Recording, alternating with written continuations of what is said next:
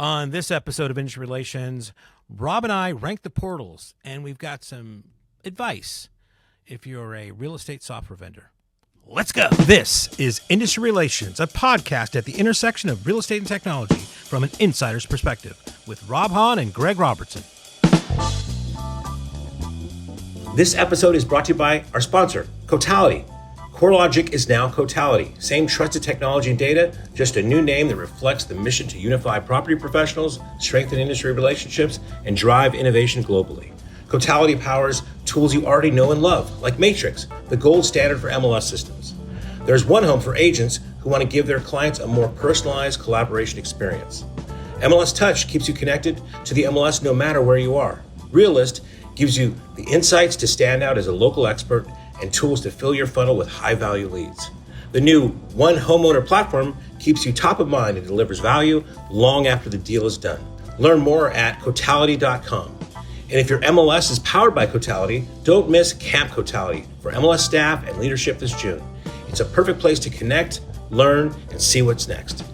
My thanks to Cotality for sponsoring Industry Relations. Hello everyone, and welcome to another episode of Industry Relations with Rob and Greg. This is your host, the notorious ROB. And as always, my amazing and fabulous co-host, the fabulous Greg Robertson. Thank you. Hola, Rob. Hola. I get feedback sometimes. When we did the live stream, they told me I kind of do this little shift there when we're on video, and it kind of makes them seasick. So I try not to, but... Nah, man. I can't sit down because then I kind of start slumping and I look like a schlub. So I need to stand up, and then I'm kind of going back and forth like a boxer here. Well, it's your long history of boxing, right? I mean, exactly. You got started in real estate as the welterweight champion, of the world. I don't think I've ever been a welterweight, but maybe. Anyway, don't you need to get a new sticker in the background? It's not CoreLogic. Yeah, anymore, right? I know. I've got to get. They sent me the logo, so I got to put the Cotality logo there. Yeah. And yes, once again, thank you, Cotality, for sponsoring Industry Relations. Yeah. Thank you for sponsoring us. It's still I don't know. I have trouble saying that name. CoreLogic made so much sense. Cotality sounds like a feminine product. I don't know what it is. Which are needed, and I think, are helpful to many Americans. Absolutely. Anyway.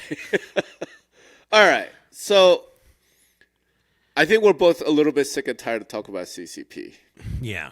However, there's an angle to this that I get asked a lot, on all these investor calls, that I'm getting on, that I don't think you and I have really discussed in any detail. So I thought maybe we should do that, right? Because there's some wider implications with it as well, right? Which is, so I'll just ask you kind of the questions that I keep getting asked, What do you think happens to portals, right? Obviously, we've talked a lot about Zillow, right? And ZLAS and all of that, but, there's more than them, right? Right. So we could go portals generally, but obviously there are four big ones, right? That kind of matter, right? There's Zillow, there's Homes, Realtor.com, and Redfin, So what's your take on it, right? At a high level, right? As a result of these changes, who wins, who loses?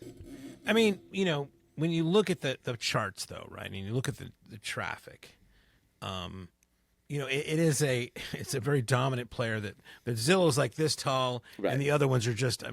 I'm not even sure if you call that a long tail. You just call it a cliff, right? As far as the traffic of everything, right? So a little bit like search engine traffic, right? You have Google, yes, and then you have Bing, and then you've got everybody else, Ask Jeeves and whatever else. Yeah. So, and depending on whose numbers you believe, it's either Homes.com or Realtor.com in the second place there, right? I think, for me, Realtor.com still right now, with all the things going on, still have fundamental challenges, and that's, having to do with their operating agreement, right? Right. And, things are changing very quickly right now, right? So the portal, they were always going through, they bought their own banks, they wanted to get attachment rates and things like that. But now everything's flipped, right? So with the Redfin acquisition, right, and the Mr. Cooper acquisition, right, that is all changing, right? So I think everybody has to kind of reset what they're kind of doing, right? And can we see an announcement that Zillow buys Loan Depot? Maybe, but I don't think that'll matter, right? Well, I think again, it would just show a changing strategy there, and then where does that leave homes and realtor, right? I mean, for realtors, they can't even play in these games or even consider these things because of the operating agreement. That's right.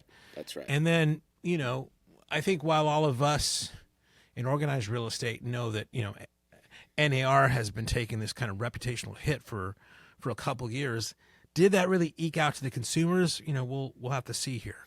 Mm-hmm. I think that if the CCP starts getting more like this new Zillow news starts getting out there, depending on the narrative and how it switches, because you can go to like Yahoo News or like a Bloomberg or a Bloomberg or a Real Deal, and they all got different interpretations. Like one says Zillow's the hero, one says that there's hiding listings, and I mean, so who knows what they're going to think of things. So that reputational kind of damage could hurt Realtor.com. Mm-hmm. The more interesting thing to me is really Homes.com. I mean, the biggest of the bunch as far as market cap being part of CoStar, right? But man, they have spent a lot of money, right? Yeah. Billions and billions of dollars, and then I saw Andy Florence's kind of letter to everybody. Yeah. And, at one point I wanted to kind of comment like, okay, boomer, because he keeps going back to the same tropes he's been going back to, like Zillow. I mean, right. Zillow lives in his head rent free, man. He is just so still obsessed about those guys, which, as being the biggest competitor, maybe you have to be, right? Yeah.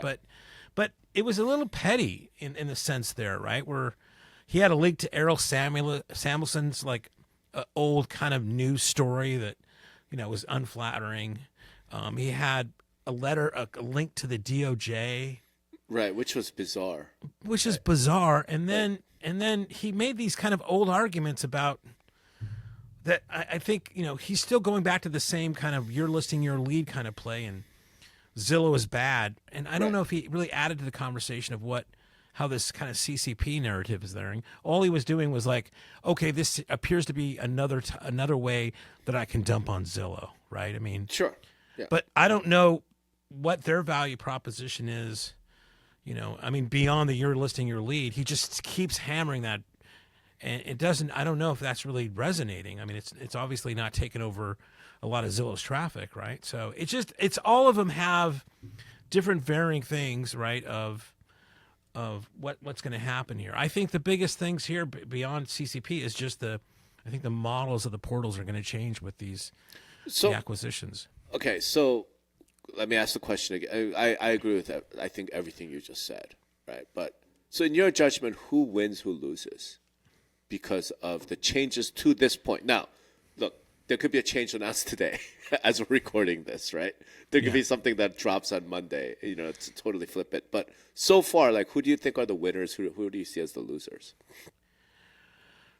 Yeah, I mean, it's going to be damn hard to still beat Zillow, right? Sure. But, okay, that being said, the fundamental change of the Rocket Mortgage buying Redfin is another factor that I think the game's the game is changing a bit, right? Right. So I'm just going to hold out a little bit of thing there that thing could be a bigger deal than we think, right? Right. And, again, I think we'll know whether that's a big deal if we see some major acquisition by Zillow, I think, into something else like a Loan Depot or something like that. I don't know if we see that, right? Because I think we talked about this, maybe a couple of episodes ago when the deal happened, and I said this is transformational, right? This is probably the biggest deal, and I've been predicting Redfin getting bought for like 10 years now, and I finally got it right in 2019. I said I think Rocket should buy Redfin. But it's what we talked about, right? The fact that Redfin has W-2 employee agents, right? So therefore, they're not. They've been shifting away from that a little bit, right? A little bit, but they changed the compensation model, but the agents sold W-2. And what I mentioned was, look, one of my first jobs out of college was as a commission salesperson working at Bergdorf Goodman. I was commissioned, but I was a W-2. And, it's obviously something I've been pushing in the industry for a real long time. Like, hey, brokers, you should go W-2. And there's really no one of any size that I could think of, that has significant W-2 agent population. So without that, even if Zillow already owns a bank, right? They own Zillow Home Loans.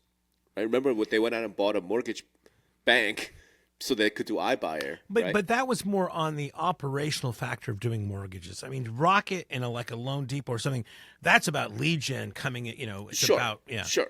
No, what I'm saying is Zillow's already had a mortgage bank, right, that they bought in order to do iBuying. And then when they stopped doing iBuying, they went and really tried to drive conversion through the Premier Agent program, right? But their hands are somewhat tied because of RESPA. Whereas Rocket-Redfin, a lot of the RESPA stuff just doesn't apply. And I think that's the key big advantage, which makes them super transformational. And so I don't know if I'm Zillow, say, okay, fine, this happened. I go buy Loan Depot. It doesn't solve the RESPA issue. If you're Homes.com, you say, okay, we got to get into mortgage game. Cool, you've done that. It doesn't solve your RESPA issue, right?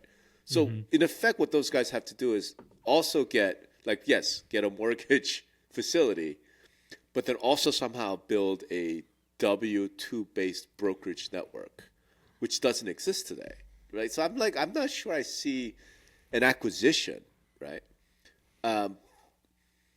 But the Rocket-Redfin thing, I feel like in a couple of years when we're done with CCP and NAR and all this stuff, that's all we're going to talk about, right? Just how. Yeah, it brings up so many different things about and I think I mentioned this before, but in a conversation I had with Kevin Oakley about you can do search on interest rates, right?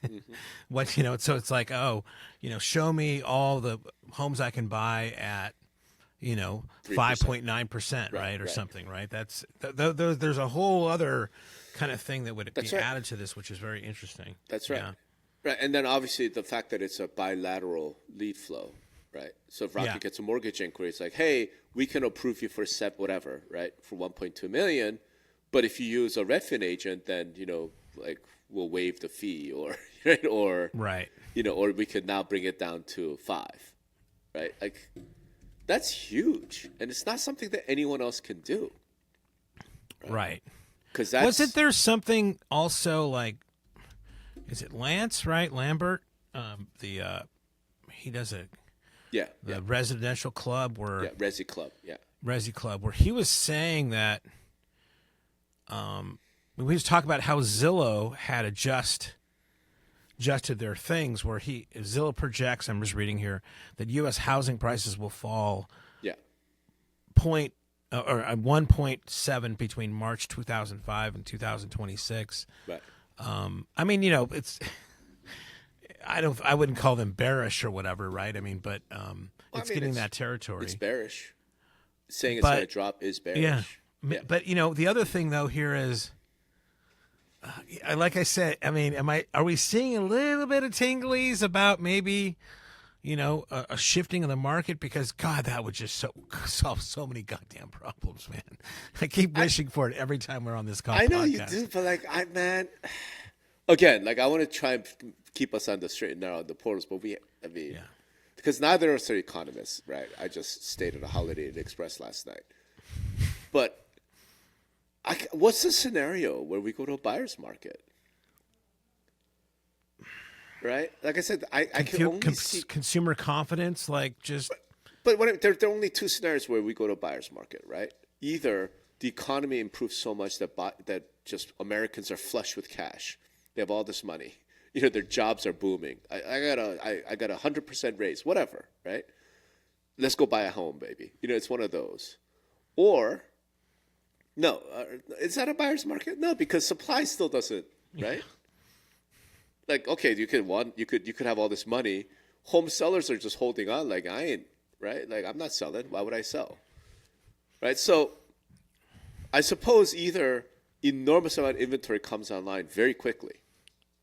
Like home builders just unleashed, and by September we've got 2 million homes that just hit the market. Or it's again, if there's consumer confidence is lost, it's just going to take a lot longer for people to sell properties, and if it's taking longer, there might be more price reductions. Right. I mean, I hate to like that's my point. Like, so the other option where you get a buyer's market is we enter like a recession, depression. Right? Well, everybody's talking about that. Correct. That we are going to be going in recession, and and the way I can tell you by looking at my stock portfolio, I mean, there's a lot of the consumer confidence isn't out there because of everybody's just afraid of the uncertainty that's going on right now. Sure, but that's okay. So we have great. I guess we have a buyer's market, but we're it's kind of like 2009, right? Like, great, we're in a buyer's market, but the country's going to hell. In a handbasket. Well, I mean, I don't know if I want to see that buyer's market.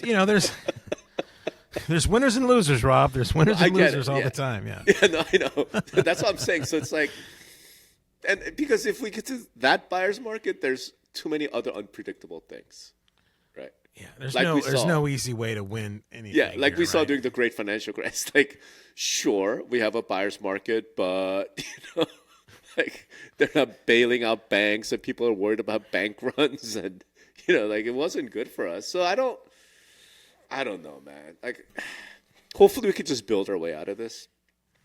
Right? Hopefully we just, like that's sort of my hope, is that somehow Doge and the deregulation or whatever, maybe the DOJ comes in and starts suing states and municipalities for their anti-growth policies or whatever, making it hard. I don't know, right? Something, right? Maybe they start pulling funding from states that don't allow building, something, right? Yeah, I mean, I agree with you. I mean, hopefully having Professor Kaplan on here, I mean, that deregulation would be the biggest thing we could ever do. It's just, God, the NIMBYism in this country is just is off the hook. Right. And then, but you have other forces. I mean, let's say that the regulations are off, and then, but Canadian lumber's 500% more than it was before. Sure. Right? I mean, it's so interconnected. It's just, it's a mess. Sure. Or like I said, the other option, I suppose, is the boomers all die. Right. I mean, that would be the other option, and then also we have a flood of inventory because of death.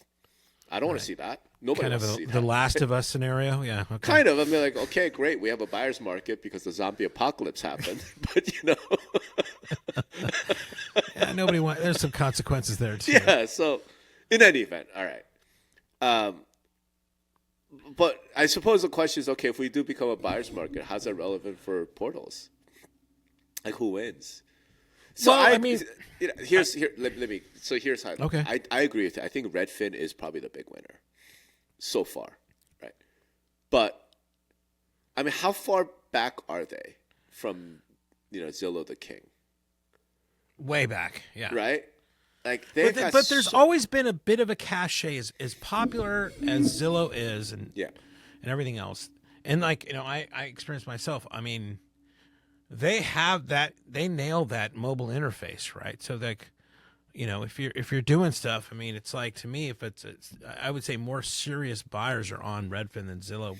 And again, I have no stats to whatever, but and that's my own bias for just the design. There's just been a cachet about Redfin as well. They may not even be the top whatever, but they were very popular because of their design, right, and their functionality. So there's something there. You marry that with what has happened now with Rocket. I mean, could be substantial for sure. So yeah, I mean, I could think Redfin is the big winner. It's just that they're so far behind. Now, maybe with Rocket money, Rocket fuel, maybe things will take over. So who's the biggest loser? It has to be Realtor.com, right? Yeah, except for this. Realtor.com has not spent $3 billion in the past 2 years trying to, ink up a line to Zillow traffic, right? I mean, Andy has gone, crazy in as far as Andy Florence with all the money they've been spending on it. And I mean, has it been that effective? Is Homes.com in the lexicon of everybody's thing about? I mean, I see the commercials and every time, but I mean, has it really made a big difference? I mean, there's even there is still disagreement on whether they're number 2 or number 3, right? Sure. So, yes, you can say realtors maybe, one of the losers here, but I mean, at least they didn't spend that $2 billion didn't go up in smoke in a sense, right? I mean, right. Now it could be, it's probably unfair to say up in smoke because they had a different strategy. From what I heard, they had signed up a ton of agents for their right. kind of upgrade package, which if you did the math, actually might have either broke even with all their marketing spend and or did a little bit better and will continue to do better if people keep subscribing to it as they go in the future. So I'm not even sure if I'm really talking out of my ass about, what that is. But I mean, I would say maybe financially they made the money back. But as far as in the zeitgeist of real estate online, have they broken through that? And it takes a while, right? So right. And look, I was no fan of their strategy. Like, okay, we're going to compete against the dominant portal through spending money on ads. Like, I don't know, man. If that worked, then Bing wouldn't be, so far behind Google, right? It's a very similar type dynamic. Like, you're a big, rich company,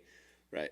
And again, when Bing was launched, Google was not the total, like, it wasn't Google as we know it, right? It was, number one, very powerful, very wealthy, but it wasn't, Google, right?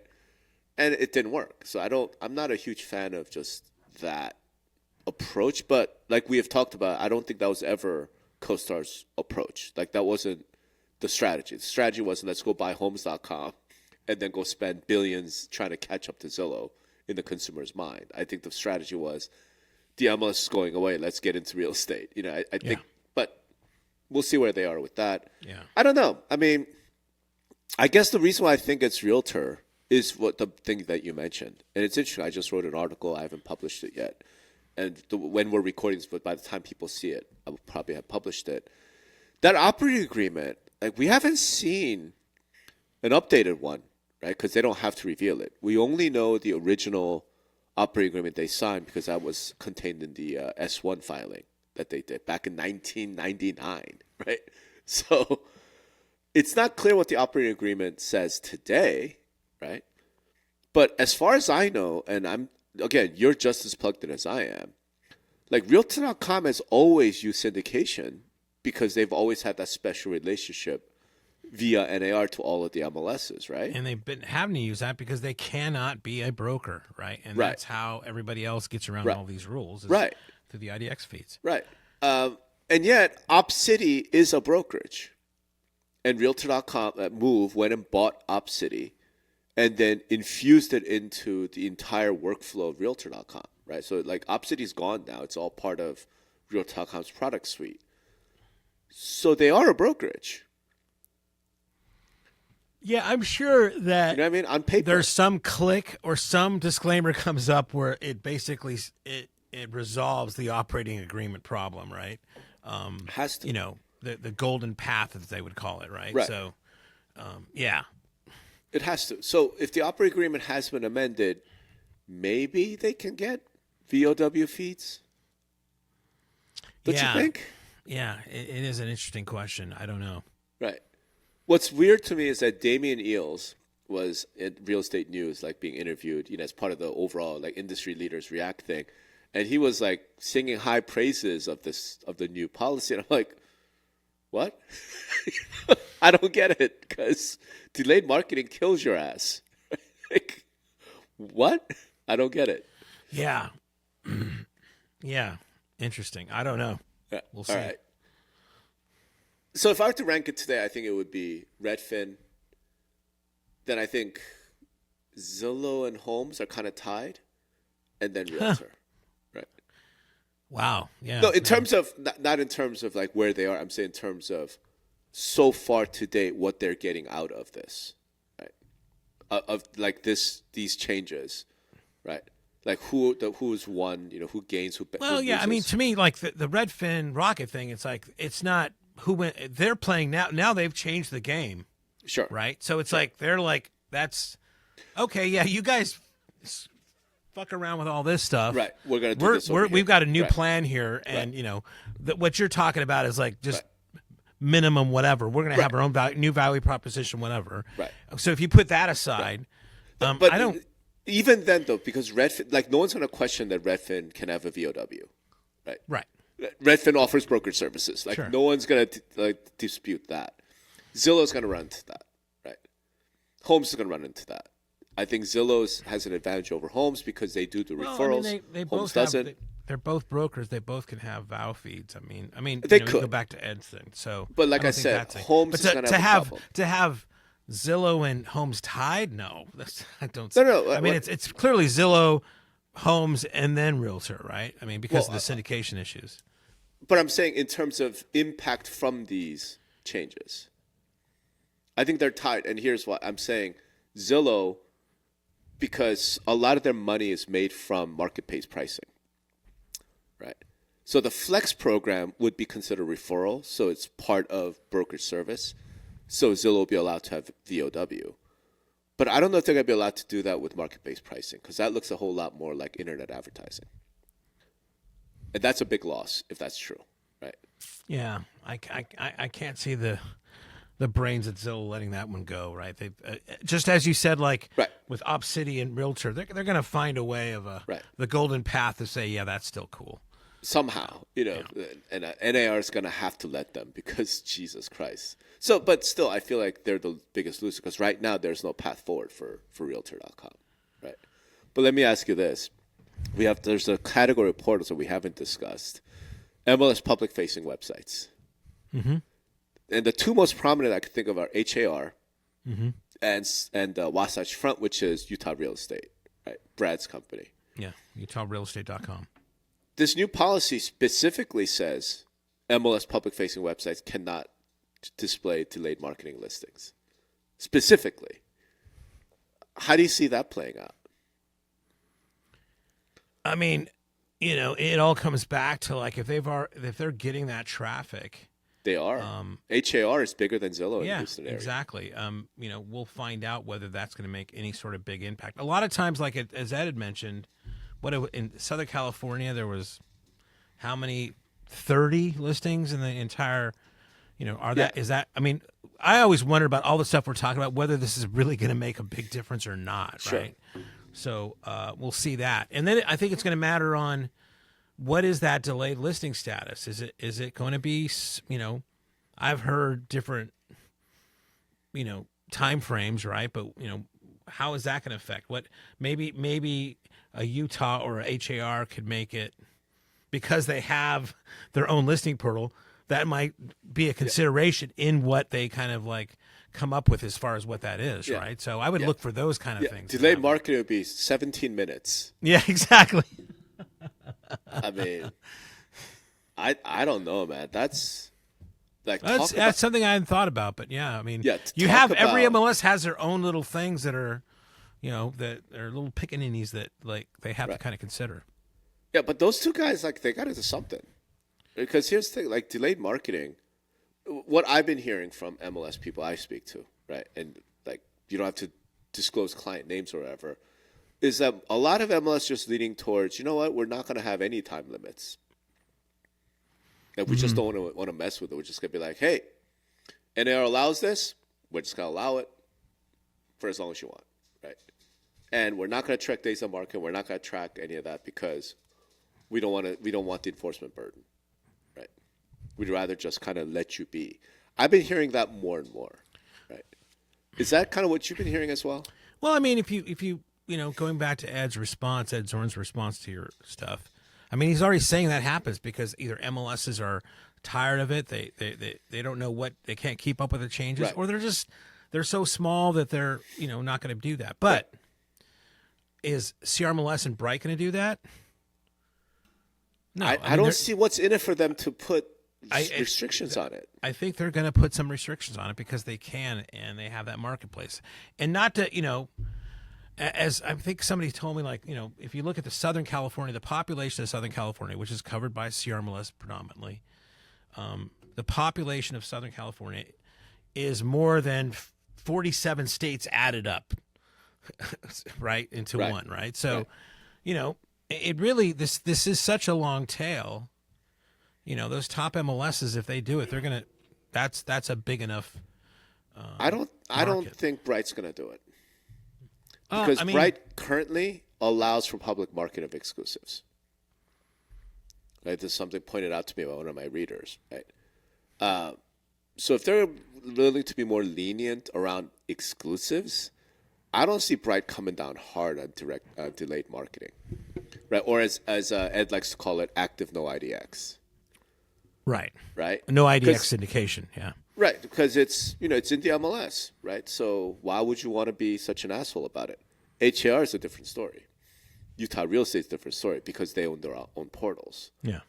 But that's the exact sort of thing that tends to draw antitrust authorities' attention. Like, time out, what are you doing? Like, to benefit yourself? Like, it's one of those, which gets dicey. So Yeah, it's and Dwiggins has talked about this, and Ed has talked about this, where I just don't. It boggles my mind. It's like that all the Compass agents, and again, James and Ed say they get contacted directly by Compass agents saying, "I would never do these three-phase thing, right? Sure, I don't believe in it, right?" Sure. So, but that there's still a majority, I guess. I don't know if it's a majority or not. There's no numbers out there. They're going with this strategy of like, let's not put it on the MLS. Right. I mean, I just. And I might have Stockholm syndrome. I fully embrace that, right? But it just seems like it's a strategy that's not going to last it can't last long. But who knows? There's something that actually occurred to me as you're talking about this, because James came out with like yet another LinkedIn post, right, saying you're crazy if people aren't going to put you're crazy if you avoid Zillow. Basically, you're crazy if you don't put your listing on Zillow. And he showed like Zillow's traffic versus all of the competitors combined don't measure up to Zillow's traffic, right? So his point was, again, like, Compass, you're an idiot, right? Because, getting banned off Zillow means the death knell, blah, blah, blah. And I was like, okay, cool. And that's kind of in Ed's piece, right, that I published on my site. He sort of kind of hints at that. These MLSs, right, they don't want to enforce it or they can't. So good thing that Zillow's going to enforce it because Zillow's so powerful, so important, right? No one can Zillow's afford big not to daddy, be on it. right? We talked about that last time.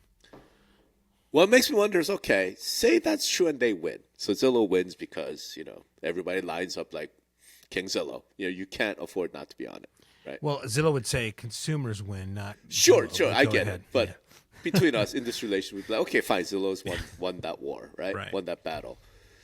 What happens when Zillow changes the flex percentage to 75%? Yeah. Well, I mean, right. Or Zillow says, okay, we're going to do this, but here's the thing. Now, all the data that's sent to Zillow, we own it. Right. And the percentage is now 65%. It's currently 40%. We're going to take 65%. Agents freak, brokers freak, everybody freaks. But we now have this precedent of it. We're saying you can't afford not to be on Zillow. Well, I don't know if that's a precedent. I think that's been going on for a long time, right? But I mean, no, it is. We've always said this. I mean, they were the 900-pound gorilla. I mean, Barton has gone on two podcasts saying they came to the picnic and sat down and didn't stop eating. I mean, they have all these analogies. I mean, that's exactly. I mean, that would be nothing new, Rob. But what I mean what is, you described, right? I mean, but what I mean is, it's going to be really. It would put James, for example, in a really difficult position, right? Because I just told you that Zillow is the most important entity in real estate, and you are not doing your job as an agent if you don't put your listing on Zillow, right? And then Zillow's going to be like, "Cool, thanks for confirming that you can't live without us." Right. So we're going to raise our prices now. So we're going to put in these terms. I'm not saying Zillow's going to. Right? I'm just, as a thought experiment. If they do, all of a sudden you got to do a 180, be like, Zillow's the devil. Don't send your listings to Zillow. Well, that's already the narrative always, right? It's like, I think in one of the comments to your post where, or was it not the I think it was to Lance's X post of, realtors, there's still a large majority of the realtors that are still distrust Zillow, right? So it's like, that's always, Zaters have always been a thing. I mean, I think That's right. all of us in the organized real estate sphere here, the RENet, kind of got over it a while ago because it's like, whatever. And they're a successful company. So what do they have? Those like closet Zillow people that would, Right. they're on the board voting against something, but they were really like one of the top, flex agents in the. That's right. That's right. Yeah.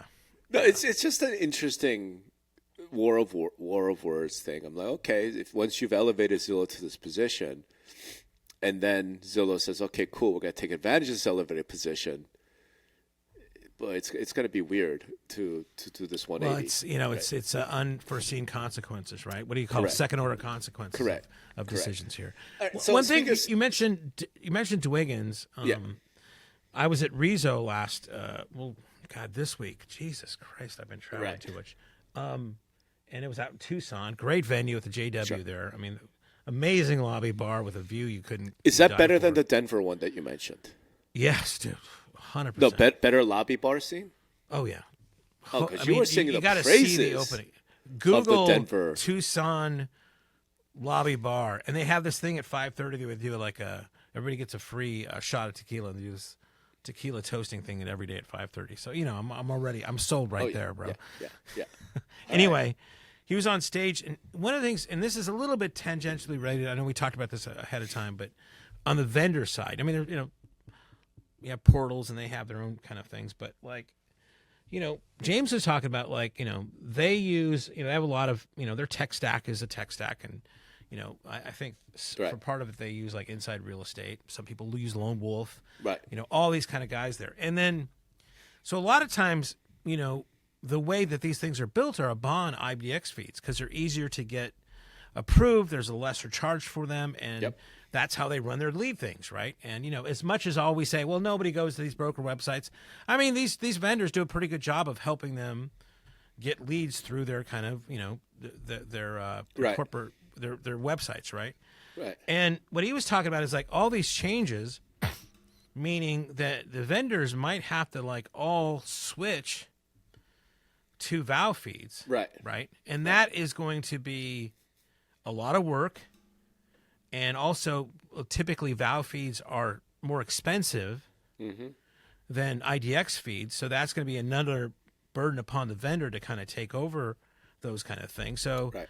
these things not only have consequences for, the MLSs or whatever, but I mean, it's not like every vendor's got just sitting on their hands waiting for new things to happen. It almost reminds me of like the COVID forms. It's like, So we need this now, and who's going to pay for that kind of Right, thing, right. right?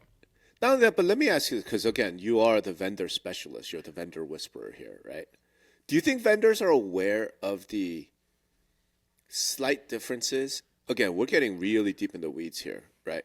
Between being like an IDX vendor, right, and an AVP. That's like written to VOW policy, which is the affiliated VOW partner. Yeah, I think so. I mean, if you're in making agent websites or brokerage websites Right. for lead gen, you absolutely know the differences between those types of things. So one thing specific is the AVP under VOW policy, right? I'm reading it right now, right? Basically, the VOW, a non-principal broker, blah, blah, blah, may with participant consent operate on behalf by an AVP. Such a VOW is subject to participant supervision and accountability under terms of this policy, right? In other words, with IDX, I think there was always this notion that, and this is fairly normal, right? That MLS will sell a hunting license to a vendor, right? There's different make agent licenses. websites, Yeah, there's right? different licenses, but Yeah, that'd so be like, one of look, them, yeah. for $5,000 or $10,000, whatever, here's a general IDX feed and license, and you are now allowed to go and try and sell your product to our membership, right?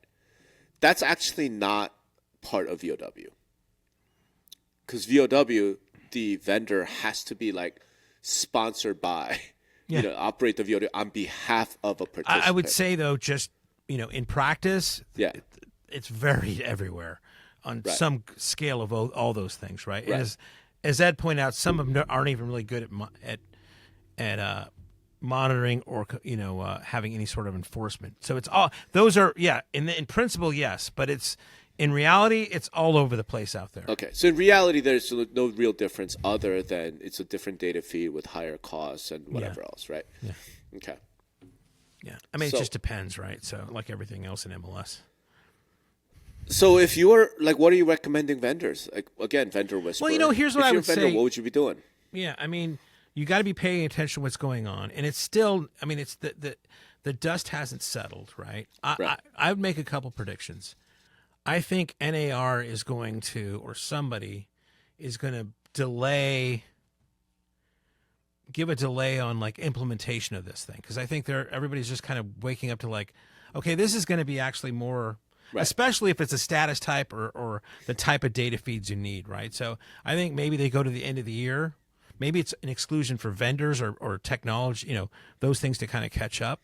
Mm-hmm. I would hope something like that would happen.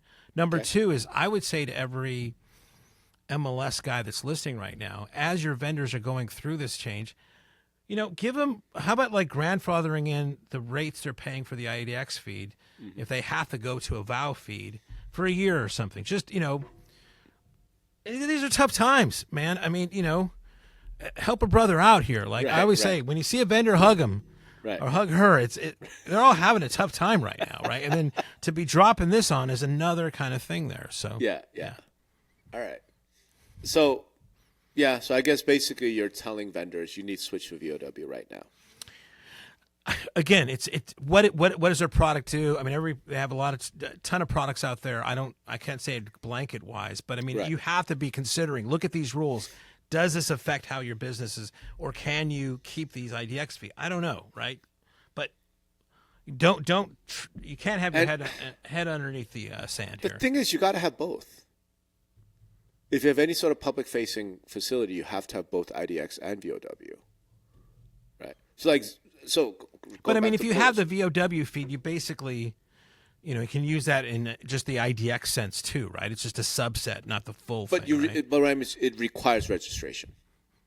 Sure. That's the key thing, right? Sure. So what I mean is you need both. For VOW, right? yeah.